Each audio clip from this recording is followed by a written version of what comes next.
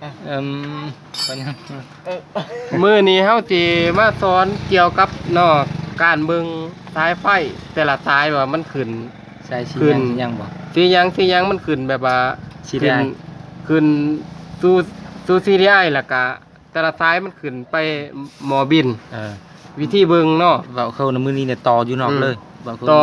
แบบ ตัวนี้เฮาจะ ต่ออยู่ ต่ออยู่นอกเลยแบบว่า บ่ บ่ บ่เอาใช้ไฟอยู่ในบ่แม่นต่ออยู่ใน บ่แม่นต่ออยู่ในเนาะแบบว่า ต่ออยู่นอก อืม เด้อ ต่อสายไฟอยู่นอก แล้วก็สาย สาย สายก่อไฟน่ะชี้ยังบ่ สายก่อไฟนี่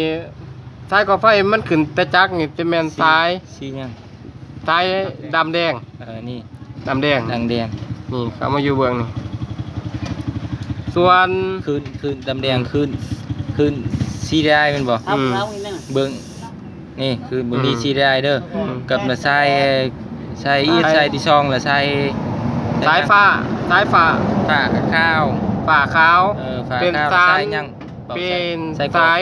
ก่อ ก้อนตอด อืม ก้อนตอด ก่อนตอด อืม ก็คืนสีได้เบื้องนี้เด้อ อืม อืมแล้วก็สาย ที่สาม สายที่3น่ะสายคิ้ว สายเขียวสายมัดอืม สายมัดน่ะติดกับมัดนี่ก็ได้ อืม ติดกับมัดนี่ก็ได้มัด แต่ ใส่ ว่าเฮา ก็ได้ มัดใส่ก็มองได้ ก็ได้ ก็ได้คือกัน ก็เขาสีได้บอง อืม บอง บองนี่ แม่นบ่ อืม แล้วก็สายออก สายออก โมบิน อืม สายชี้ยัง สายดำเขียว อืม ดำเขียวมีแต่มัดไปใส่หมอบินเลย ออกอยู่โมบิน อืม ดำเขียวแล้ว มัด ก็ยัง สายกลาง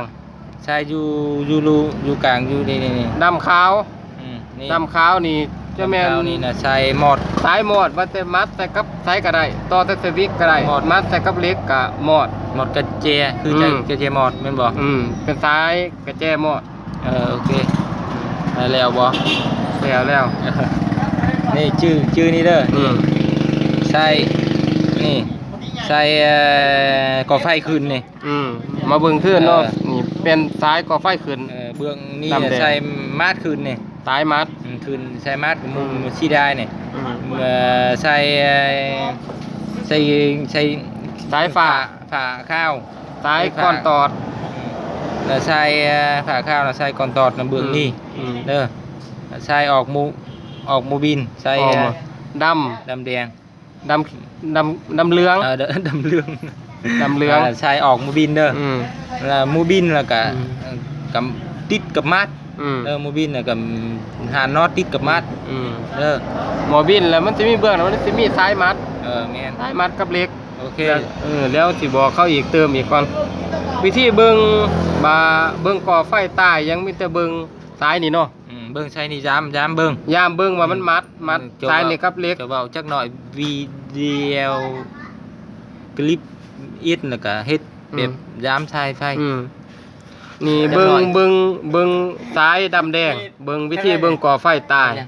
ก็สายนี่ออกแล้วก็ต้องเบิ่งสาย ถึงใช้ตัวนี้ลุมใช้ตัว สายฝ่าขาวฝ่าขาวแม่น ถึงใช้ตัวนี้แม่น เบิ่งสายก่อนตอดขั้นตัวนี้บ่ขึ้นก็แม่นเป็นน้ำก่อนตอด